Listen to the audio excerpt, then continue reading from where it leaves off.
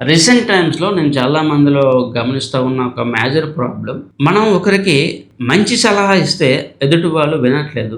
Even నా customers చాలామంది అదే చెప్తా ఉన్నారు. మీరింత అక్యురేట్‌గా అండ్ బెస్ట్ సర్వీసెస్ ఇస్తా ఉన్నారు. మీ గురించి ఎవరికైనా చెప్తే వాళ్ళు నానా రకాల క్వెషన్స్, నానా రకాల మాట్లాడుతా ఉన్నారని చెప్పి. అట్ ద సేమ్ టైమ్ మార్కెట్‌లో నేను చూస్తా ఉన్నాను. తప్పుడు ప్రొడక్ట్‌లు, ఫాల్స్ ప్రొడక్ట్‌లకి ఎవరైనా రికమెండేషన్ చేసినా వాటి గురించి చాలామంది పాజిటివ్‌గా ఆలోచన చేసి వాళ్ళ ఫ్రెండ్స్ చెప్పారు, ఫ్యామిలీ మెంబర్స్ చెప్పారని చెప్పి ఇన్వెస్ట్‌మెంట్ చేస్తా ఉన్నారు. ఇవన్నీ పక్కన పెడితే ఇంకొక మేజర్ ప్రాబ్లమ్ కూడా నేను చూస్తా ఉన్నాను.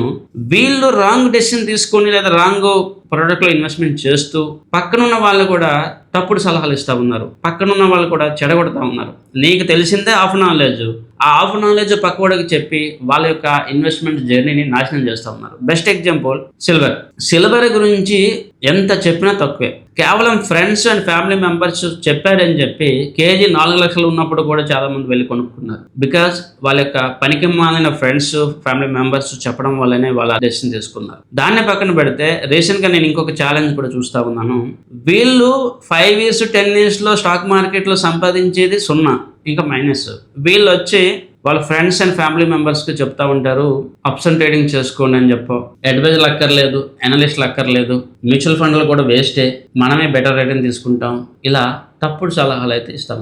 వీళ్ళు చెప్పిన తప్పుడు సలహాలు విన్న వాళ్ళ ఫ్రెండ్స్ దాన్నే నమ్మి వెల్త్ క్రియేషన్లో వెనకబడిపోతా ఉన్నారు. మీరు ఎప్పుడైనా ఒక వ్యక్తిని నమ్మాలి అంటే ఆయన ఎక్స్పీరియన్స్ ఏంటి, ఆయన క్వాలిఫికేషన్ ఏంటి, ఇది అర్థం చేసుకోవాలి. అండ్ అన్ఫార్చునేట్లీ ఈరోజు మార్కెట్లో ప్రతి ఒక్క వ్యక్తి కూడా అనలిస్ట్గా మారిపోయాడు.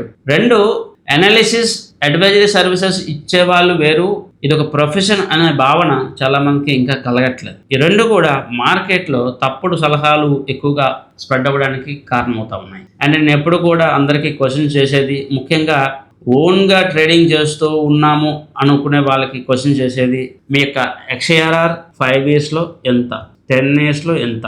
దెన్ మనం మార్కెట్ గురించి మాట్లాడదాం. దెన్ మనం పోర్ట్ఫోలియో మేనేజ్మెంట్ గురించి మాట్లాడదాం.